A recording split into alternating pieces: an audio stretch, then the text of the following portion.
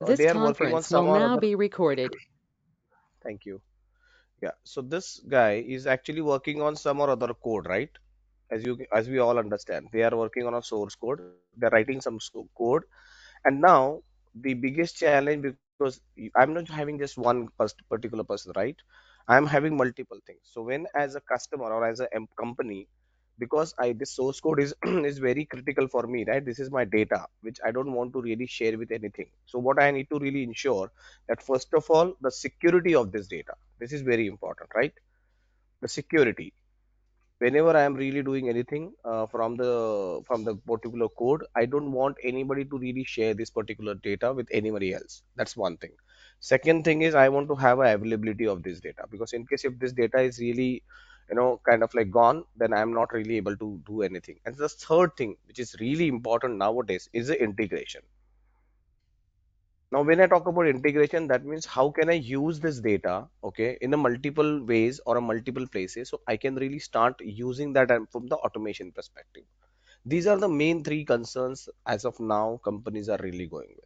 Okay, so now when I say I have multiple developers and I have really a lot of data actually which is really going up, that's where the source management system is really important, because you have this source code and you need some space or some centralized space actually where you can use some system, okay, central system which can be really integrated with all the source code, and people can really continually update, okay, or again take back the data from these particular systems, right? In case if they want, they can also update as well as they can take the data. Why? Because I'm having a lot of people or a lot of developers who are continuously working on these technologies, right? They are continuously working on these things. Now that's where the source code management system really comes in. Now what is first of all source code and version controlling? That's where the version controlling is also comes in the picture. Now what is version controlling? The version controlling system is simply saying that, in case if I have this particular system, if I'm working on file one, right, as I mentioned that day, say like I'm working on file one and I have added some content into this file one. What is the content? I'm just saying print. This is a command. I'm just giving you the print command, right? Or maybe in a HTML word, I'm just saying, so like HTML word, this is line one. Okay, this is my uh, code for the first day. I came as a developer, I've updated this one and I'm actually added in my code that in the file one. Now what I'm going to use, once I'm done, this is my full day work. Imagine this is my full day work. Just imagine this one, right? What I'm doing before going to the before going to maybe home or something, I want my company wants me to first of all, whatever source code I have, I don't want to really keep it on my local desktop. I should really move it to the central system. That is the first thing, first requirement. And every day, whenever I'm finished my particular work, I should really send it to here. Perfect. Second day I came, I will start it from where? I will start it from the same file, right? I will start it from the same file because this file is also with me. Now I'm going to add another one. I'm going to say H1, or maybe I'm going to say H2 here, and this is second line. Okay, and I'm completing this one. Now this is my full day work again. Second day's work I'm done. Now I'm going home again. What I do, I actually push this to again a central system. Now generally what happens when you talk about system, if I replace this one, right? Generally which is happen, right? We update this and then it gets replaced. But again, in case if I want to really keep the version of whatever I have really saved last time, I want to keep a version of that one. That will not only help me to first of all track my changes, that what changes I've done from this to this, but in case if tomorrow something happens with this particular code, I can refer this code. Because every day you will not imagine that how much a developer really code. They're continuously coding, they're continuously making change, they're continuously testing the application, and once finally they understand that yes, this is the code which is working on, then that code they want to really retain or keep it safe. Then again tomorrow they come up, they make a lot of changes and then they again push it. So this is a version control. So every day whenever you are pushing anything, that is where the kind of like things really get into the system. Are we clear on the version control, guys? You're understanding the version control?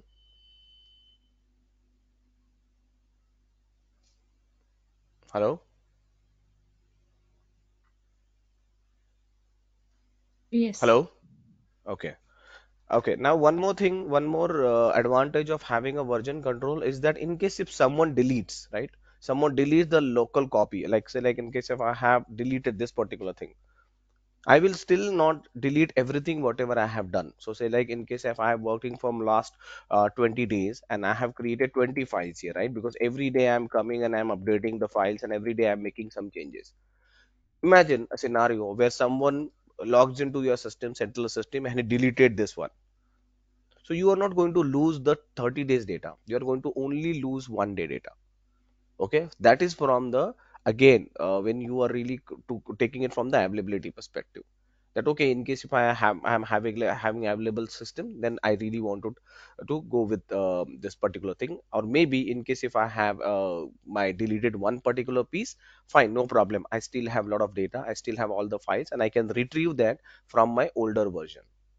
Okay, this is also happen in an admin way. Okay, it is also happen the backups, right? If you see, we always take a backup every day. What we do, we generally take a backup, full backup, incremental backup, differential backup. All these backup strategies as admin you might be knowing all, right? What is happening, like you have one virtual machine, every day you are taking a differential backup. That means what, every day you are just taking the only small pattern, whatever is changed in this virtual machine, that is only data is getting backed up. And then you also take a full backup once in a week or once in a month based on your requirement. Okay, why? Because in case if your virtual machine get deleted, you can still restore from this particular thing. And that is the exact mechanism also worked here. In case if something happens with your existing system or your local system, then you can retrieve that any point of time. Perfect. Now, when we talk about these things, version controlling and having the availability, this thing, there is one more thing which is really important. Say like you just have one system here, only one system, one server. And imagine a scenario where this one server is gone down. Nothing is available, right? What will happen? That your entire system will go off. Nothing is available because now the availability of your data is gone. Your available your data is no more available. And in case if you have taken a backup, then yes, there is a system, a backup system actually you can really do. Or you can take a backup continuously, as I mentioned, right? You can take a backup and then maybe you can restore from that backup whenever you want, but that will take its own sweet time. As an admin, you might be knowing that taking a backup and restoring that backup, it goes into a downtime. But when you are working on a dynamic world as of today, right? So in case if I say that 1 hour my system will take to backup, okay, or restore the things, then you can imagine any company will kind of like go crazy in case if they have a very high level update or a feature or a bug they are working on, and they have to make sure that everything is fine. Then they will first of all lose whatever the data, because say like you are taking a backup every hour, every 1 day. That means you will lose the 1 day data, but not only for one guy, but for almost all the guys. Because here I'm not talking about just one repository, I'm talking about all the repositories. Whatever repository I had, okay, it is kind of like getting impacted. With one backup, in case if I delete one repository, okay, only one or few developers work will go. But in case if I remove the central system, then all the developers, 50 60 developers, whatever you have, their job will be a kind of their work will be gone. So that's where what we want a system which can really work in a distributed manner. Perfect. Now distributed in a multiple ways. First of all, distributed in a admin, as a admin, if you ask me, definitely you will create one more server, which is a high availability. We talk about the high availability. We create only one virtual machine. We have done the here, and we will put up another virtual machine. And before this virtual machines, we will also put up something like a load balancer, right? And then all our developers will really connect to this load balancer. So eventually all these guys are internally connected. Okay, that's one of the way. But then when I talk about the distributed system, and this is what really happens when people really start designing any application, because they always come with these questions. Tomorrow also, if you go to any company, if you say that I want to really go with DevOps, for example, right? Now you need to understand that what they are using before DevOps. Are they already using a DevOps? because you have to get adjusted with whatever they are using. Either you have to understand the requirement, or you have to get adjusted with whatever they are working on. And most of the time it is like, okay, you will get adjusted with the existing setup, and you'll have to start learning or start exploring that thing. Perfect. So once we have these things, right, and that's where we have discussed about two terminologies, like central, central your version control system, and then the distributed version system. Correct. Now again, version system is clear. Why we really need this version control system? That there is a difference between two things, right? Central or I think it should be central, not concurrent. Okay, central version system, and then definitely the distributed one. Now why this central and distributed, how this is really separated out? As I mentioned, right, the availability, security, okay, and the reliability of this application, the integration of this application are very important. Okay, and when you have these solutions, okay, they are also get stick to your internal servers, because these are all your internal servers. So integrating this with external services like APIs and all those things, they are not really coming up with most of the companies or most of these central management systems. They are very, not that greatly get integrated with other systems like file server, for example, right? File server is not the way you should really integrate with other or external entities. If you want, you can go with blob services, right? You can allow someone to really upload the data into your blob storage rather than storing it on a file share, because file share is internal. You don't want to integrate that with other systems. That's where the distribution system or distributed kind of like scenarios which really comes into. Now what is this distributed and central system? Let's try to understand that. When I talk about the central version control system, right, generally what happens, as I mentioned, there will be one repository and there will be multiple working copies. Now working copies is on the workstation, right? Workstation is a laptop which I'm talking about, or the PC, whatever you are using it. What you do, you always have your repository on a main server, and you are just going to update and commit. That's it. You are going to commit changes, whatever you are going to do. Now commit is what? You are committing something. That means you are kind of like pushing something, or you are updating something in the existing repository system. Okay, and you are continuously updating, and then you're maybe, you are pulling the data, because there are multiple people who are working on this. So you are pulling and committing this. These are the major two operations which we generally do, right? You either push Sir, something, or either excuse me, sir. yeah. What is the difference between update and commit, sir? Update, okay, update and commit is first of all, it's like you have, you want to put something, you want to upload something, and you want to download something. In a very basic layman terminology, you are trying to say it's like file upload, right?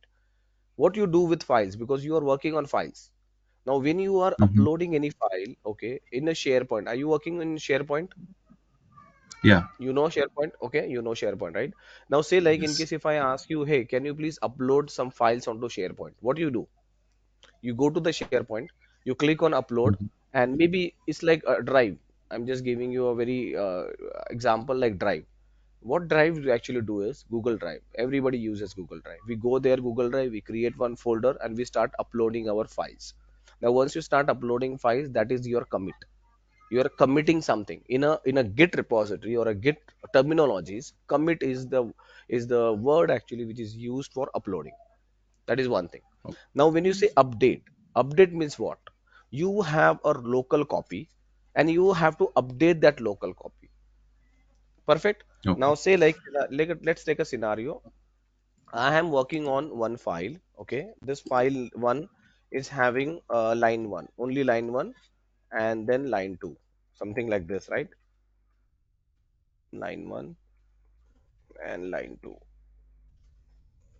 Okay, and then you are working in a, again, a very maybe a team actually, where you and there is one more guy who is sitting in US. Okay, you both are working on this particular repository. What you do, your work is you come to the morning shift, okay, and the regular shift in India. You update this particular file, and you upload this file to the central version control system. This is your local copy. This is your virtual, the copy which is on the server, because you uploaded and you gone to home. Now your person, the person who is working in US shift, he will come, he will first of all download this file, because he want to take the latest one, whatever you worked on, he will continue the work on that. What he will do, he will start working on this one, and he will say line 1, line 3, line 4. He might delete this line 2 also, because he feel that, line 2 is not having some problem, or he can really create something different. Okay, he can start with something, some other differences. Okay, now what he will do, he will push this to here. Now it will create two versions, right? One version is the one which you have uploaded. The second version is this guy uploaded. Now next day if you come, okay, you're done, he uploaded, he gone. Next day you came. Now should you take this copy or this copy? Second one. Which copy you should take? Second one, absolutely. Why second one? Now when you are taking this copy, what will happen? What should happen? It should update to existing copy, right? It should delete this copy, or it should kind of like delete this, and it should update this copy. This is Yeah. what is getting updated. Second thing, again, when you come here, you will start typing line 5, line 6, and something like that, so on, and you will again go ahead and upload that one. So this cycle will continue. This cycle will continue. Next day this guy will come, he will update, he will delete his local copy, and then he will have the latest copy. This exchange is continuously working, continuously going on. And I'm giving you just one repository and two developers. It might happen with multiple developers. But the challenge, what happened? Okay, there is one more thing. When you talk about commit and update, right? There's one more thing which is really happening when you talk about commit and update, that in case there could be a scenario, and that scenario will also come. Why? Because say like you are working on the same file, and this guy is also working on the same file. You have updated some command, he is also updated some command. Say like you both are now working in India. Consider, in the same timeline, same time zone, everything is working fine. You both are working on this line. Let's delete this and let's go back again.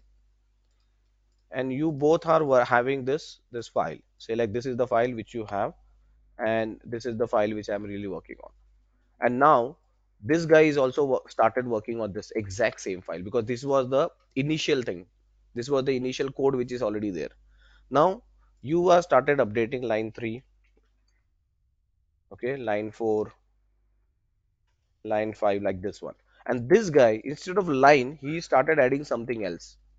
Maybe text 1, or text 3, text 4, text 5. Okay, now what is going to happen?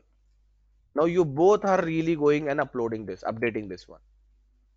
So which one is correct?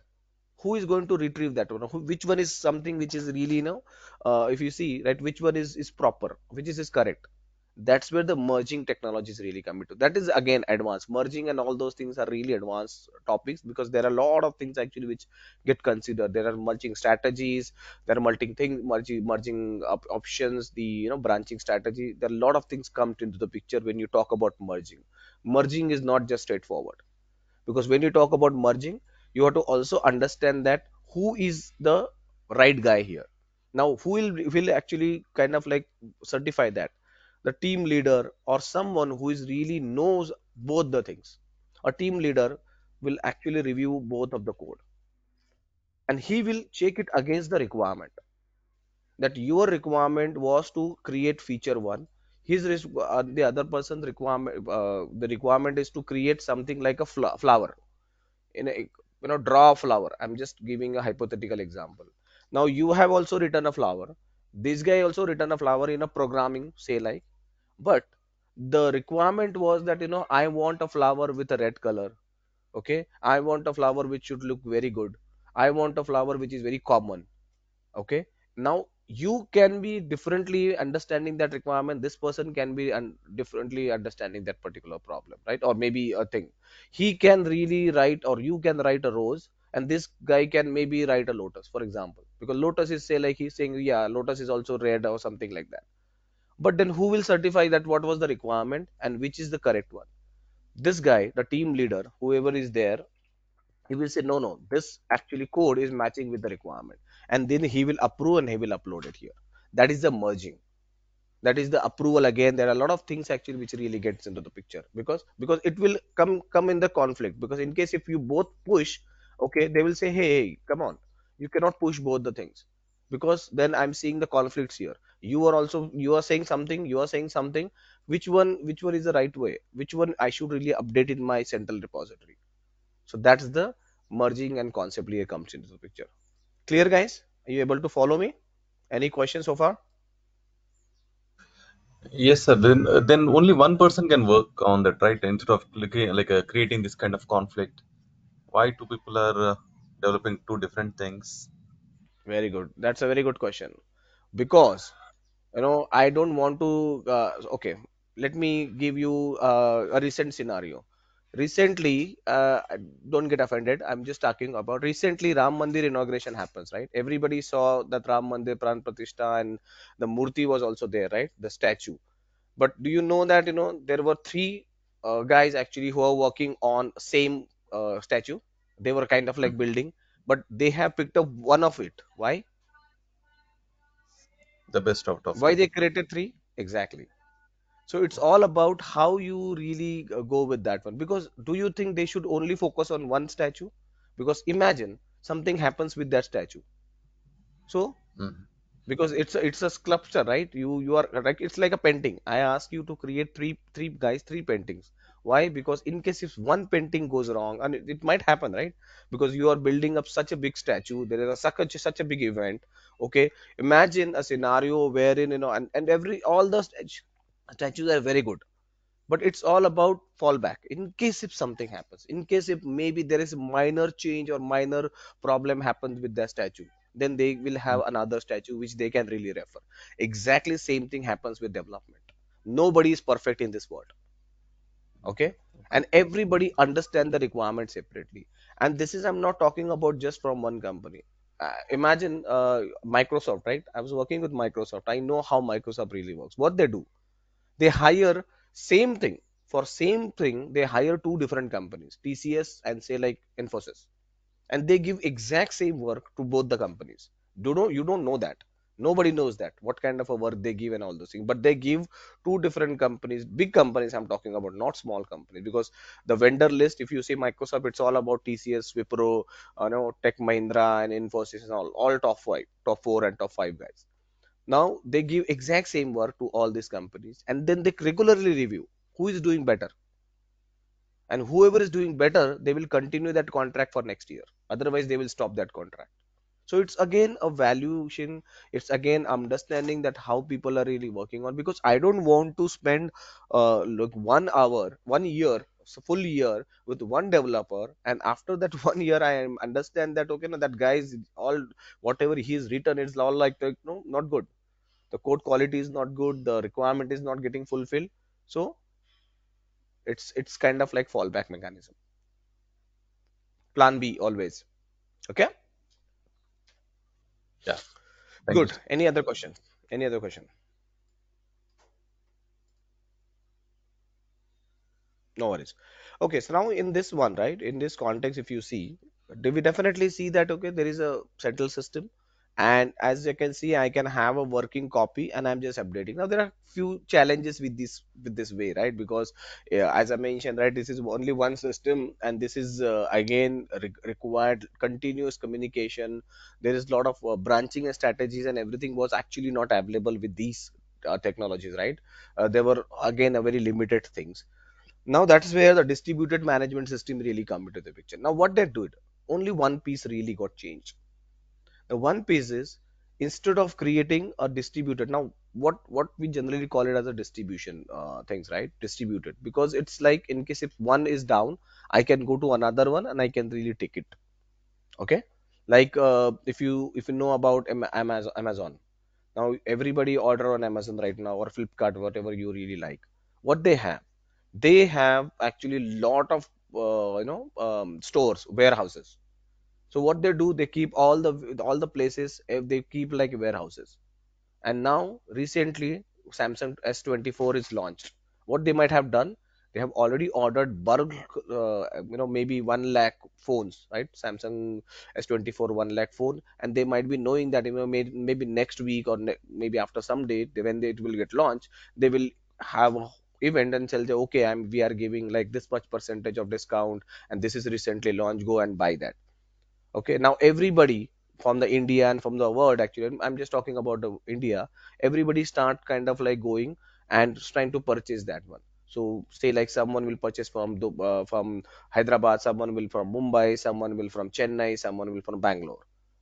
Now they definitely will not have only one warehouse, right? If you think that they have only a warehouse in Bangalore, definitely not. They have warehouses across the India. Okay, and whichever is nearby. Say like if I am if I am ordering from Hyderabad, so whatever these reaches nearest, they will actually have a phone there also in their warehouse.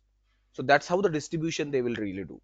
They will not keep it at central place. They will distribute it across the multiple things, and that distribution is also happened based on the prior experience on the number of record number of orders they are really getting. There is a lot of study actually which happens. Okay, and then once you distribute that one, it will be easy for me to really manage it rather than having it at one central place. Because tomorrow, imagine, because something happened and someone stole all my iPhone from that central location, what will happen? I'm gone. I'm done, right?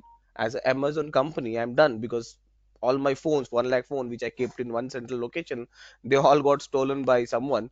And now I don't have anything to really fulfill. So I will have a bad experience. User will crib. I'll have to again reorder. And there are a lot of things. It's not just money, right? I will also lose the credibility because companies nowadays, they will not really, kind of trust me, or the users will not trust me. So it's all about trust, user experience. It's all about a lot of things.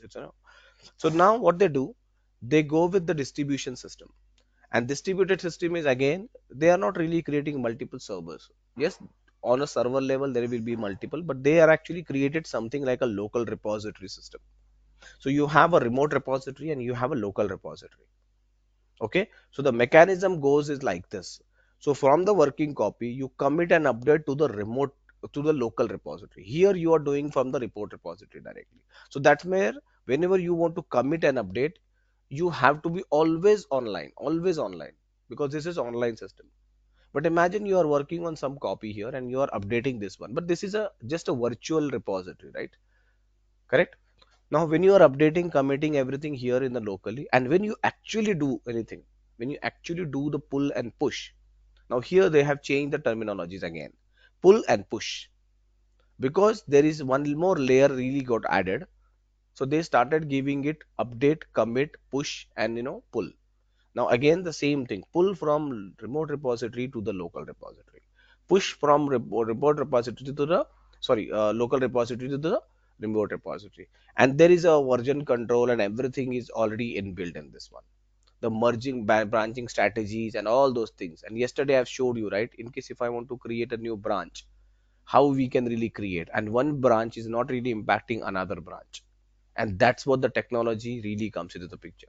Because say like I've created one repository, I've created a one branch for TCS guys, I've created one branch for Infosys guys, and now I'm giving them saying that, oh guys, you have to work on these branches, update your code, and I will see that how you are really working on. And whoever work here I will like, I will actually merge that into my final branch, which is my main branch. Okay, I can create n number of branches. So like tomorrow I can also get as a startup guy and ask them also, hey, this is your XYZ startup company you have. Okay, start uploading all your data or maybe code into this XYZ branch. So I will get a holistic view saying that, okay, I have a main branch, I have one TCS branch, I have one Infosys branch, and I have one ABC in startup branch. And then I can evaluate saying that, oh, okay, by the way, Infosys is really doing good in terms of that. Maybe I can say, yeah, the startup guys are also kind of like picking up. Or I can say, the startup guys' quality is not good, close them. Now that review continuously happens, and you as a DevOps person will not do that. The person who is really responsible, maybe a technical lead, the architect, the product management, and all those people actually will continuously monitor that code, right? So that's what the main difference between these two technologies. Any questions, guys? Are we clear on this now? Yes, sir. Perfect. Okay, so let's get back to our uh, 1 minute. Yeah. So let's get back to our technology. And as I mentioned, right, one more final thing I just want to repeat before we wrap up is the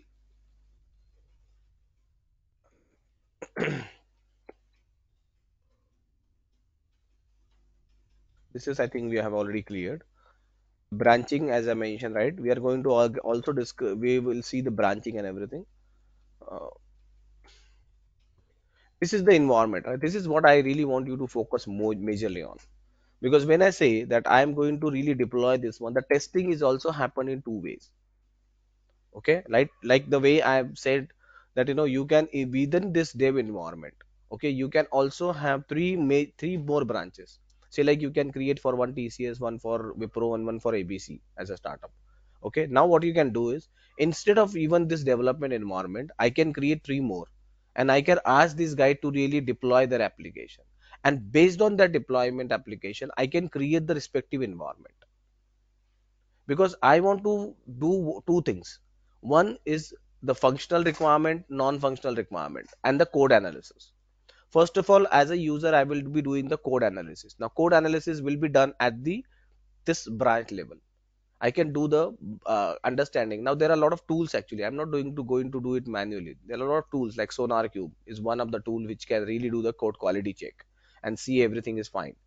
The second thing is, I'm also going to do instead of QA branch, say like I will be putting some people here. So I have given you a requirement like a picture, and as a picture I am asking you, hey, draw a picture of one very beautiful flower. Okay, that flower should be in red color. Okay, should be in placed in, I want to see four flowers. I want to see some good background. I want to see sun is shining there. Draw it something like that. And then you have started drawing, and you came up with that drawing. Now I will actually give the requirement to one of my person, and he will start looking at that requirement. The first thing he will see is the whether everything is looking good or not. He will see, okay, now the draw no the I can see the flower, I can see sun is shining, I can see there is a good landscape is really mentioned there, everything is fine. Now that is your functional requirement. Now what is non-functional requirement? The non-functional requirement could be something like which kind of a pen you have used, which kind of the paper you have you used a proper bordering for that one. Okay, is it a waterproof, is it not waterproof? Am I seeing some problems there? Am I seeing some there is a color which is you have used, that's not a a proper color actually. I think instead of red color you have used some light kind of like a reddish or some kind of a pinkish kind of like color. These are all the things which are really going. So there is a requirement, functional requirement and non-functional requirement. So this only can be watched or seen when you actually see that particular picture. So from the code perspective, what is your actual thing is application, is a UI. I've told you that create one web application which can really add a user's data from the HR perspective. So what I want to ensure that as a user I should be able to see my payslip. Okay, I can download that payslip. I can go back to my all the previous payslips, and I can see one holistic view for entire my year, like from April to March, how much my was my earning, what was my payouts, and how much tax I have really paid, what kind of a professional tax I have really paid, what were all the deductions which really happens, my PF and everything. So I should be seeing that holistic view. This is my requirement. Now, are those requirements are getting fulfilled with this application? And that only be viewed once I see that application. Perfect. So for that we can going ahead and creating the environment. So first is the code level analysis. The second thing is actual application testing, and that actual application testing will happen by the QA thing. Here I am referring as a QA guy who is going to review that changes, and he will be having that again a separate requirement, because he also haven't seen a picture, you also haven't seen a picture, you just imagined. Correct? When I'm telling you as a developer saying that you have to draw a picture of a flower, you have to just use your imagination. Exactly the same thing QA guy will also do. He will use the imagination. But you both are smart enough to understand that what is something which I have to really put up in that picture. Correct? So, and then this guy will also thoroughly need to understand that what exactly the requirements are, and from the functional and non-functional both the perspective. That's where the QA's job is very very important. I will say it's more than important than the developer, because developer can create anything, but he's the guy who is responsible that how it should really look like and feel. Perfect. So you have to continuously test that environment, and for that you need to create multiple environments, because on just one environment I am not really going to happy this one. Why? Because I'm going to, the way I'm going to promote my, this is a promotion, kind of like promoting, like from dev to QA to production. This is a promotion, right? I'm saying that is, I'm certifying everything is looking fine. So one at the code level, one at the application level. Okay, so both the level testing is really happening. And once I'm, first of all, once I'm satisfied with the code and the environment, I will then say, okay, everything is fine. I will do the pull request. I will merge that into the QA. Now in QA also, there will be another testing happens, because generally developers won't really go that regressive testing. They will just do the, upper things, like, maybe just small thing they will test, and they'll say, yeah, everything is looking fine. No developer in the world will say that, my code is bad. Everybody will say, no, no, no, my code is very good, but it has to be certified with someone else. Everybody think I am a very superhero, but definitely there has to be someone else who should be telling you that, no, no, you are really a superhero, or you are just a common man, right? So that differentiation, that kind of like thinking will should come from the third party person, who should really understand that what is your requirement, and then he should certify. Once I certify both the levels, code level and the application level, then I will promote it, and then I will finally move it to the production. Now you can imagine, this QA guy is responsible for ensuring that whatever I'm going to certify here, it is going to impact my users in the production. Correct? Because say like tomorrow, in case if something happens with these guys, the first person to blame is this guy, that he didn't really test it out everything. He didn't really go on to all the requirements. He didn't really list it out all the requirement. He didn't test it out those requirement, and that's where this really fails. And that's where nowadays, if you see, right, these testings and all those things are getting more and more automated, and that is why we are here learning DevOps, because you should know how to do these things. And DevOps is not, again, when I talk about DevOps, you will definitely not get into the testing and everything. Yes, you can help, but you will not become a testing, because that's again a separate thing. But automation, when I talk about, DevOps person will be enabling this automation, because everything is now getting into this development pipeline or a DevOps pipeline. Now all these are integrations. Everything is integrations, right? When I talk about performing tests, there are a lot of tools actually which are there, which can integrate it with these things. But those tools management will be done by this QA guy. He will ensure that everything is fine. Then you will be putting up all the validations and everything. That validation will be done from different person. You will not be responsible.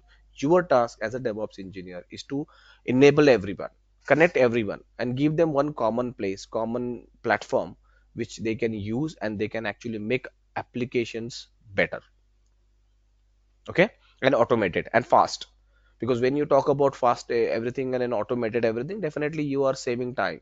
Nowadays I don't expect that, the QA person will manually log into the system, will click test everything. They do sometimes, but they will not do like that, where they will go manually fatafat, they will do all the automations, and within 10 minutes they will come back to you saying that yes, every all the things are really good, because they have documented or they've automated all the requirements, right? There are a lot of tools actually which are there, which can simulate, which can really which can log into your website. They can click, and they can get the data whatever is there, and they can certify then saying that yes, everything is looking fine. So there are a lot of tools.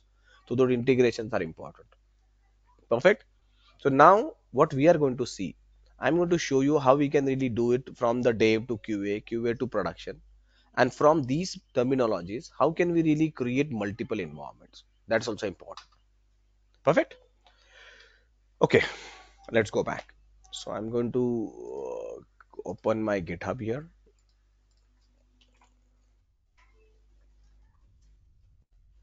Okay, and say like I'm just using the without SQL one, right? We just going to click on this without SQL. Now if you see, I have just one branch here, right? Maybe I have a couple of branches here. I'll just show you. Yesterday only we created it. I have one branch here which is without SQL, and in this branch, okay, I have all this code. Now what I can do, I can create one more branch. So for this one, I have to go back to view branches. and I can create multiple branches. So I already created a dev branch here. I can just click on new branch, and I'm going to create a branch here, select QA, and I just want to create. Now here it is going to create that branch using all the source which is there in the main branch. Now this point onwards, this will initially get all the copies, everything from the main branch. You can also select different branches, but I'm going with the main branch. Now this way onwards, it will ensure that everything whatever is going to change inside the QA or in the main will not disturb any other branch. It's like you have created isolation, as simple as that. Okay, you created a baskets, you have bunch of baskets. Now you have tested that thing, and then you are moving it to different baskets. That's what the thing which you're going to do. Create new branch. Now I have 1 minute. Okay, I have three branches. First one is a default branch, which is my main branch. I have QA, I have dev branch. In case if I go here, okay, I can see exactly the same code. Everything is good, everything is looking exactly the way I want, and I can really see this. I can go back to my template, and I can see the index.html here. Perfect, everything is looking fine, everything is there. And now what I'm going to do here, because I have three branches, sorry, I'm going to make a change into my dev branch. I will go to dev branch first, and in the template, okay, in my index.html file, I'm going to say this is my dev branch which I have already created. I'm going to add one more thing. So I'll just edit it here, and I'm going to change it here. Now this is a UI based option, and I also showed you how we can really do it with the Visual Studio Code. Let's do that also. So dev branch updated. Okay, and I've just committed this change. Here you can see when I say commit, okay, now it is asking me a message. So yesterday I've showed you, right, hyphen message is nothing but the same, and we have to really put up a message. It's always important. Okay, so updated as per, and as I mentioned, right, hash 333. This is the task which I was actually working on, and I'm directly committing this to the new branch, sorry, the dev branch. Or there is also an option that I can create a new branch directly from this. Okay, so this is also one of the thing. Now why we want to really allowing a user to create a new branch? So I don't want you to directly merge your changes into the dev branch, because there are a lot of people actually who are working on dev branch. So I want you to create your own branch. Okay, name that according to your thing. Like maybe I can name it like RK new dev, and maybe the date whatever I have, and then I will just do the commit change. Then you will create a pull request, and that pull request I will validate, and I will say I'm good with this one. But I'm going to show you that in the dev branch details. Imagining just one developer is working on that, but imagine a scenario where you are working on 100 developers. That time every developer will create its own branch. Okay, commit changes. Perfect. So everything is fine. I have created everything. Now dev branch is there. And just to give you a difference, I just go to main branch, and main branch is not having any details here. It is exactly the same thing what I have. Now the interesting part is, let's go back to all the services. Okay, I have one resource group which I have already created.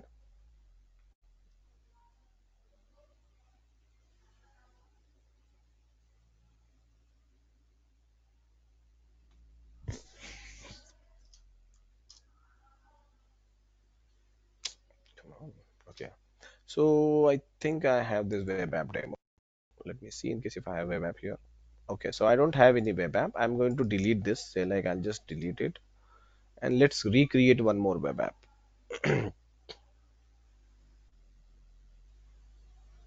So I'm going to copy this, delete, and I'm going to delete it. Now inside this web app demo, I'm going to create one web app here.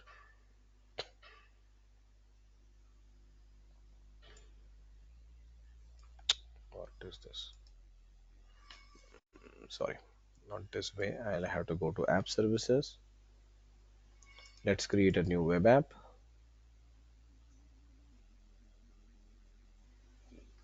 and I'm going to select my web app demo. I'm going to name this as select RK web app new git demo. Just giving a big name here. Perfect. Okay. I'm going to say code, which is good. I'm going to mention this Python 3.7 East US, which is good. I'm going to create. Now here, I will select a pricing as a S1 here. Okay. We actually are going to create multi-environment web application here. That's why we have to select a this particular standard, right? Because this standard or maybe the lower than that is really required here. So I'm going to select the standard here. Now white standard, I'll let you know. Okay, and then it is giving me this information. I'm going to say now database is not something which we are going to create. Deployment, yes. So I'm going to enable the deployment here. Okay, let's enable by default deployment. And here I'm going to mention that whenever I'm going to create, go to there and go to the code which is without SQL, and then there are multiple branches I have. But because this is my production one, this is the actual application, I'm going to keep it main, and I'm going to say networking, enable public access, very good, and review and create.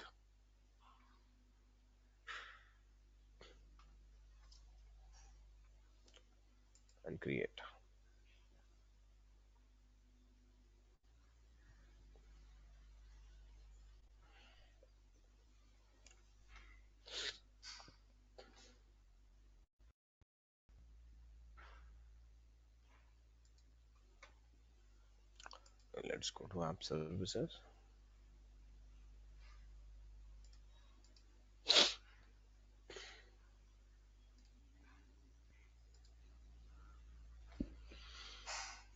So far, any questions, guys? Meanwhile, as we are moving ahead,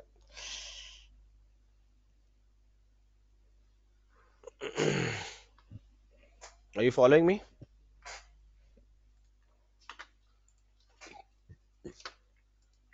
Hello, can you hear me? Yes, sir. Okay. Now I have this application. Very good. And I'm going to open this application. Let's see. I'm going to click on this and opening a new window.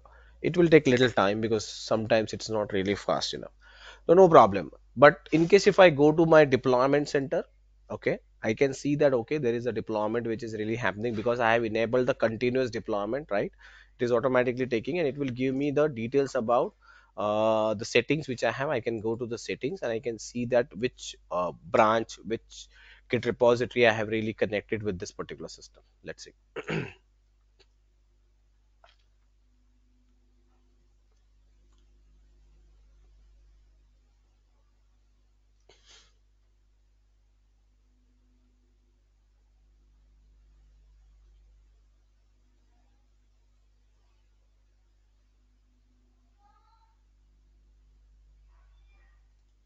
Come on.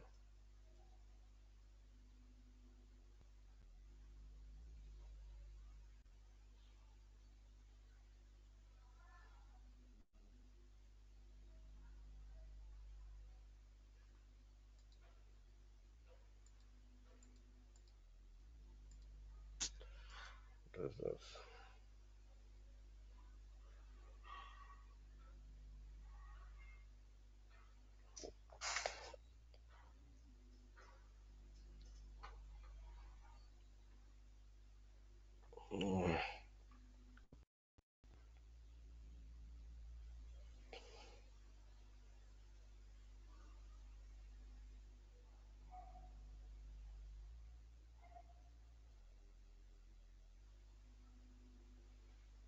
seriously, this much time?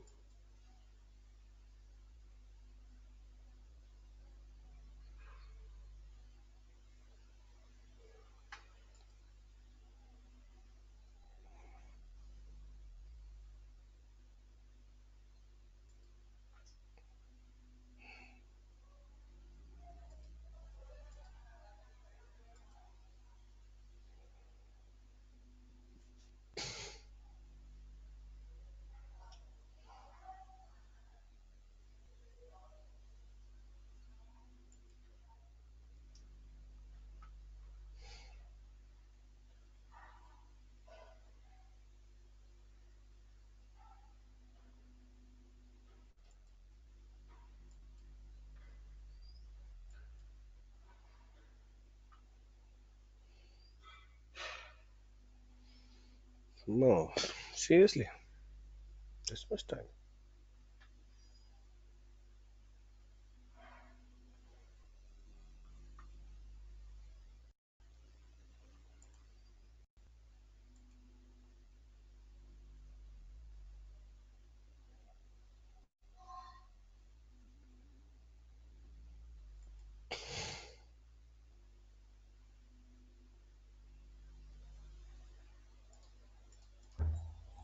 I think it's taking some time, Rohit. Yeah, I know. I don't know why it's taking this much time. No problem. But yeah, meanwhile, I can see this, this has got deployed. However, the application is kind of like it is. This is the basic page actually, which comes with the your web application. But let's go back. Let's see. I want to show you something here. Just send us your GitHub URL, Rohit, so that we'll try Yeah, from yeah. our side This also. is the one. GitHub.com Rohit Azure 369. This is the GitHub URL. I think I already sent you Just yesterday, but it's okay, no problem.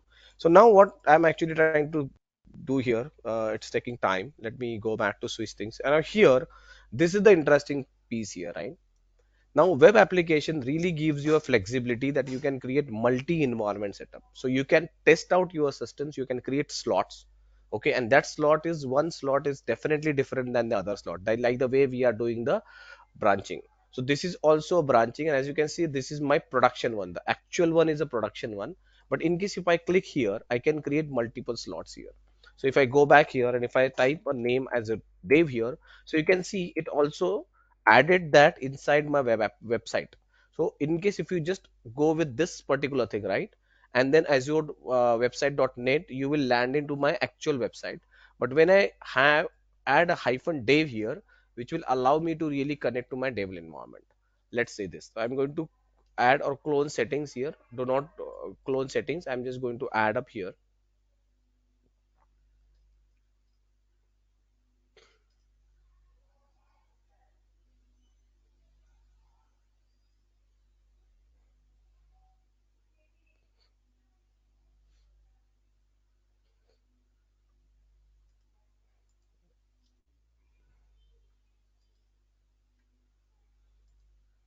Okay. So now you can see that it created a Dev environment. Similarly, I can also create something like a QA environment.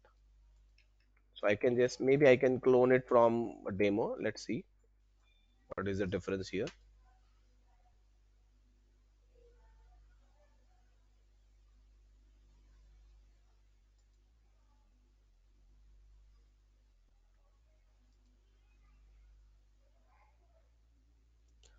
Now I'm going to show you that how you can really map it with the individual branches, right? So in case if I make any change into the dev branch, I want my dev branch to only get deployed from the dev branch. And once I do the pull request into the QA, then it will really go for the QA. And then once I do everything from the demo, from the QA to the demo is something which we're gonna see here in a live action. 1 minute. So now here, if I go to the deployment again, I'll just click on here. First of all, I'll go to dev and I'll go to the development center here, deployment center here. What's taking so long? Okay, now here you can see it is asking me where actually I can give because it did not really copied any configuration. So I'm going to say GitHub, and inside the GitHub I'm going to exactly use the same repository, whatever I have without SQL. But here I'm going to select just a Dave, not the main one, right? And I'm going to say okay, everything is fine. Add a new workflow. The detail selected. Okay, select that one, and I'm going to base authentication. I don't want anything here, and let's save.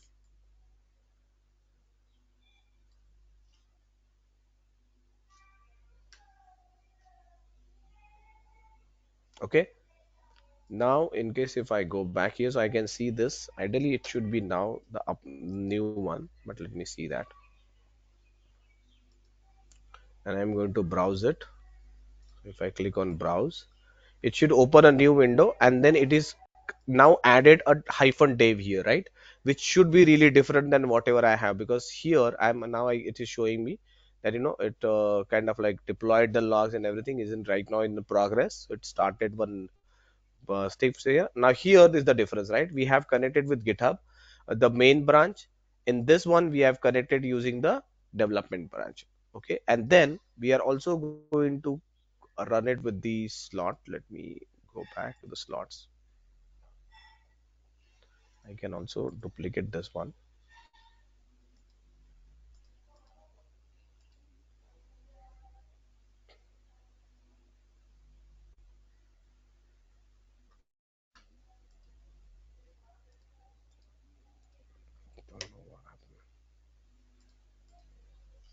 Okay. Mm,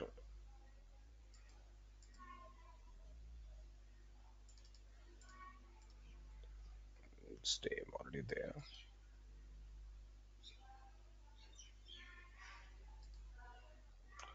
I'll go to slots.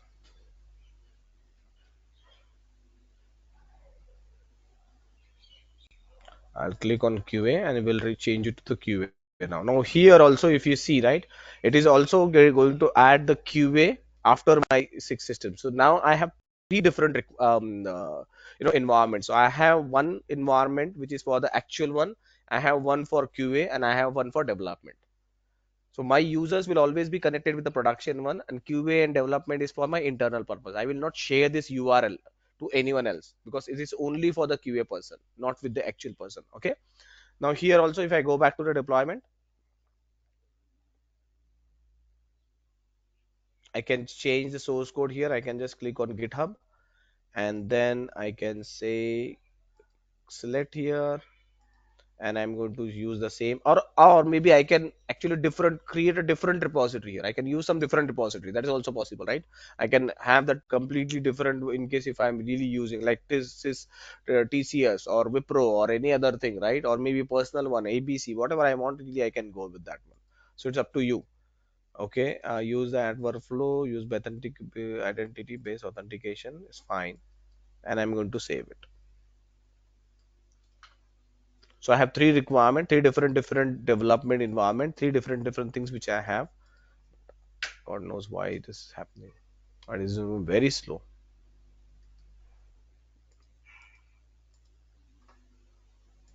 And then the Dave is loading Dave, not yet loaded. I can just copy this. I can just change it to QA.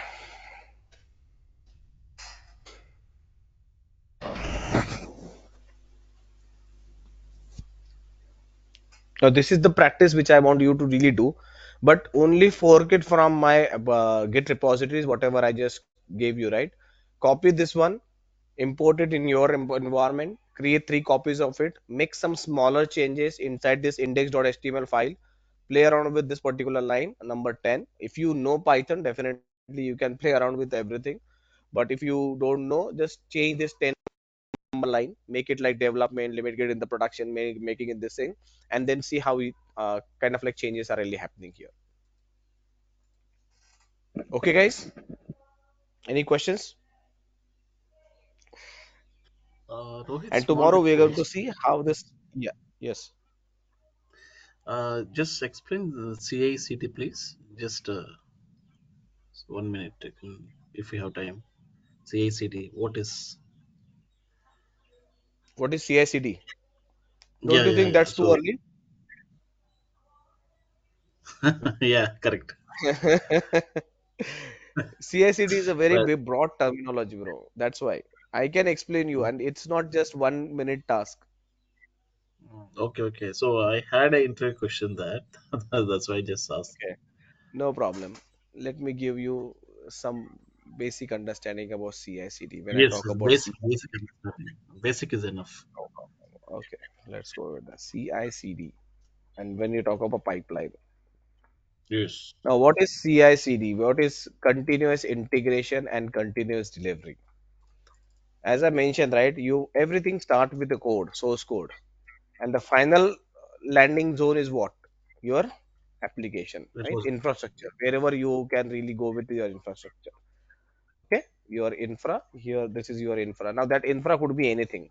That could be virtual machine, that could be web application, that could be Docker, that could be Kubernetes, you name it, whatever you have. Now the journey from this code, okay, to the infra is all about CI/CD pipeline. But now there are two steps actually which really comes into the picture. The first step is a continuous integration. Okay, CI, the continuous integration. When I talk about CI, okay, so the continuous integration really ensure that your application, your code is ready to integrate and also integrated with multiple things. The first thing is when you push it to the Git repository. Git is the first step. You push it to Git repository. Now the second step is once everything is in a Git, that's where you can really start the CI CD, because you need a something to work on, right? And that something to work on is your Git repository. Once you have your code in the Git repository, your CI process will start. Every application will go into some building process, because you cannot just apply deploy this code into the application, or you cannot convert this into the infrastructure. You have to build this code. So app building process is a process, right? When I talk about these all the terminologies, consider these are a one single process. So the first process is to push in Git. The second process is to build the application. Now there are multiple technologies nowadays when you talk about that. Nobody is currently going with normal application building. Everybody is going into something like a Docker, which we are going to really run. Okay. Now when you have a Docker, before this, okay, this application build, before doing this application build, there are a lot of security things also you need to integrate. The most important thing is static code analysis, as I mentioned, right? So there are multiple tools actually which get integrated. Now, what is that integration? You have one tool which is SonarQube, very popular tool for your code analysis, correct? Now, what you do? You integrate this with the SonarQube. Okay, tomorrow, in case if, and then you also get some return information from this SonarQube saying that this code quality is acceptable or not. If the code quality is acceptable, then it will proceed ahead and make a Docker image. Otherwise, it will stop it here itself. The second thing is when you have a Docker thing, you have to do Docker image is something which is going to get created. This image, you need to push it to the image repository. Okay. But then you need to scan this image repository. Perfect. Now everything, once the image is scanned and everything is there, your CI is actually get kind of like complete here. This is your continuous integration, because you are integrating with multiple things. So like you are also integrating with Docker Hub or some ACR. These are all technologies which are very early but still okay. Now you are going to integrate that with your. Can you please put up on a mute, guys, in case if you're not talking? So you are integrating with SonarQube, you are integrating with Docker, you are also integrating with some scanning tools. There are multiple scanning tools actually comes into the picture. There are a lot of scanning which is really happening here, right? So you continuously scan your Docker image, your Docker, whatever you are really going with. So there are something like a Snake or Trevi. Okay. So bunch of tools actually which are really available inside this thing. Right? Okay. Then what you do once you do the CI here, right? The continuous integration, and this is a continuous integration which is happening. Why continuous integration? Because whenever you push a code, all these things are happening. Whenever you push a code, all things are happening. Everything is continuously happening. It's just waiting for your code to get updated in the Git repository. That's it. And how many times you are really updating as a developer? Maybe like 10 times in a day. Every hour you are pushing something and you are getting making changes, everything, and you are doing the CI. Now the CD part really comes into the picture. There are two things actually which comes into the CE. One is continuous delivery and continuous deployment. Okay, continuous delivery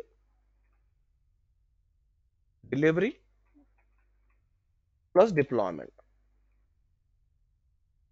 Again, there is a very slight change actually when you talk about continuous delivery and continuous deployment. Delivery means your image creation is fine, everything is good, and you have also created the infrastructure here. That infrastructure is also something you can really create using this CD part.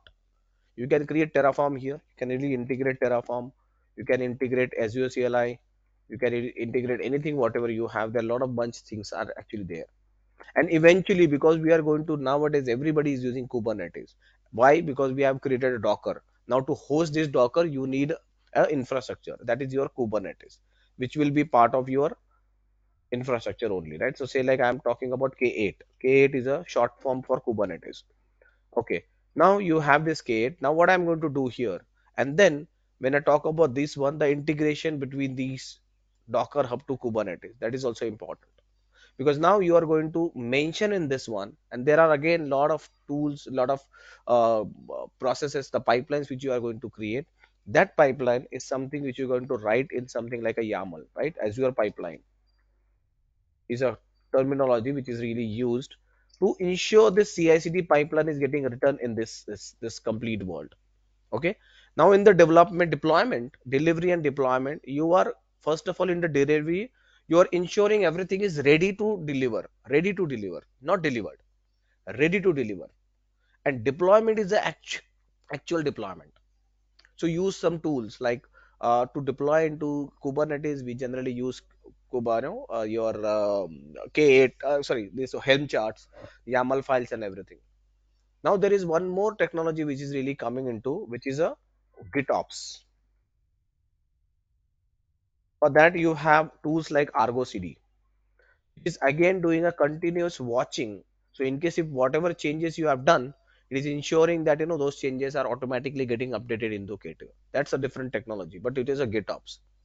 So again, if you see, right, continuous integration, the CI/CD pipeline is combination. It has a lot of things, and everything whatever you see, guys, we are not doing it manually, and even we are not doing it using any kind of a UI. Everything is getting done using a YAML files or a script, Terraform scripts, Helm charts, your Azure pipeline as a YAML file, Docker file. Okay, everything whatever you see here, it's all happening using this one. In fact, the deployment, like a Terraform deployment, is also a code. So as we move on more and more into this one, the more and more coding will really come into the picture. But don't worry, we are not going to learn about Java, .NET. Both those are very complex. They are very complex. For learning the Java, you need really a dedicated 3 years. But learning YAML files, Terraforms, Docker file is actually very very easy. It just need a focus and dedication. Does that answer your question, Raman? Yes, Rohit, I got it. I do understand that. Here, see, first we get the source code from Git repository, then Hmm. it will build. Before, I mean, Yes. the Maven tool or whatever it is, and then go for code No, no, no, no. analysis. Again, Maven. Don't get confused with Maven and all those technology. They are all part of app build. Okay, yes, correct, correct. I'm just giving example. So Hmm. here, once we build the code, then we are going to check the code quality, right? No, no, no. Before that, also we can do. Again, don't get into this. I wouldn't. Again, if you want to get into stuck with those wordings, then please don't Yeah, get yeah, into that's that what, stuck that's with. what. Yeah, so Don't normally get into, how. because it's the complete process, right? It's not just one thing. I'm giving you. Don't go with the hierarchical structure that first this and first that and first that. No, I'm not really giving you all that information right now. I'm just explaining you the CI/CD. If you want to really learn that, wait for some time. Sure, sure, sure. It's not like you have to go with first git and then you have to do app build, and before that exactly, before that only you will be doing the code analysis. There are a lot of things you will be doing before even building that application. Actually, Okay. as my current organization, they do. I explained that, but still, the interviewer not accepting my answer. So now we get the source code repository, and then we go for quality test, and we go for vulnerability test, and then we go for build, and then we go for a Docker image. So I Yes, there explained is a like that. pipeline. Yes, yes, Yes, that's yes. the way, that's the way. So if we talk from this one this to this, right, if I talk about the entire thing, there are multiple ways, right? You push the code, you have a code here. You do the code Yes. analysis. Okay, you do the code analysis using Sonar Cube. Okay, so say like you have a Sonar Cube here, and then these are all technologies when I'm talking about. Then you have, once you have the Sonar Cube here, then you can do something like a SATs and DATs. There are two technologies like SATs and DATs actually, which is to evaluate your vulnerabilities. Okay, SATs. Don't ask me SATs and DATs right now. Okay, so No, no, I'll no. explain you later. I'll let me explain you later, right? Because these are again very complex technologies, but these are all vulnerability scanning, right? Then what you do? Then you create. You might run some more functional testing. Some more testing you can really do here, and then you can really start with something like a Docker. Then you, once you build up the Docker, while doing the Docker itself, you can do the Docker scan.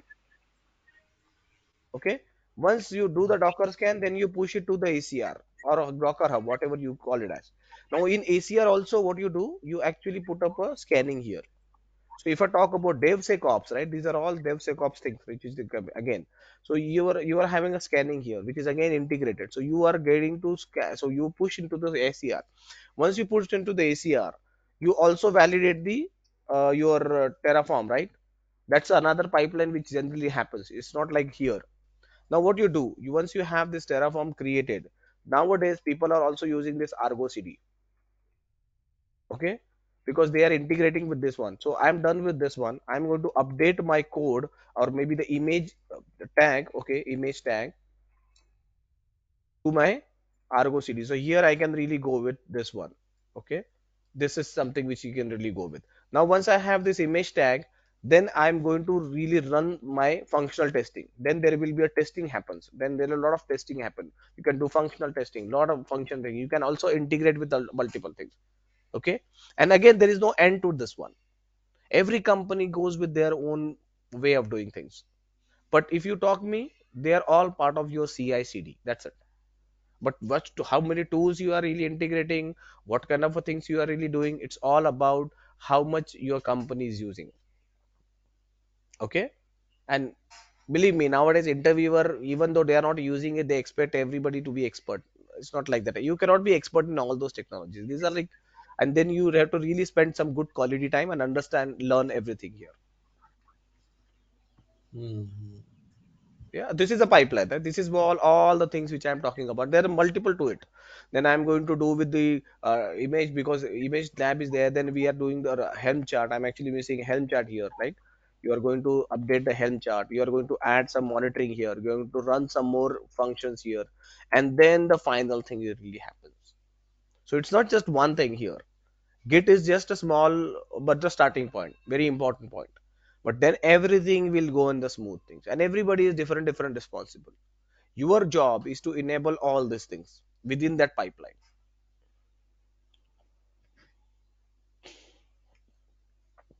Make sense? Yes, Rohit. Yes. Okay, great guys. I think that's it for today. We'll connect back again. Before this, let me see in case if everything is looking fine. I don't think we have everything here. Let me go back. Okay, so there's some problem with this guy. What? So I can see this demo here, and then here, yeah, okay. It will take some time, but try it, no problem. I'll keep it ready by tomorrow. I think this will take little time. I have to check what is the problem, but it will happen, right? And as we move on, it is failed. That could be the reason. Maybe the pipeline deployment is not happening. No issues. Try it one more time in your local environment, and we'll continue from where we are living today. Perfect. And keep practicing, Sure. guys. It's very important. If you just listen to my videos or listen to me and don't ask questions and don't get into details, believe me, you will not be able to understand anything. You have to be on top of everything. Perfect. Uh, Thanks, guys. yeah, sure, sure. How is calls, Rohit? In interviews calls now? Is there develop opportunities? Yes, absolutely. Too much. Too many DevOps opportunities. Okay. But the only thing is, again, companies are going with someone who had look. DevOps is all about learning, and it's all about doing the practice. The more practice you do, the more comfortable you really get into. Just listening to the theoretical and just watching YouTubes and all, or maybe doing these things. Why I'm actually pushing you hard is that, and I'm giving you all those real world scenarios, real world experience, which you can really share with your your interviews. Mhm. Okay, that's Sure, it, sure. guys. Thank you for today, and then we'll and try to be faster because I think we are going little over the time every day. But let's see. We'll try to finish that one. Okay. Thank you. Bye.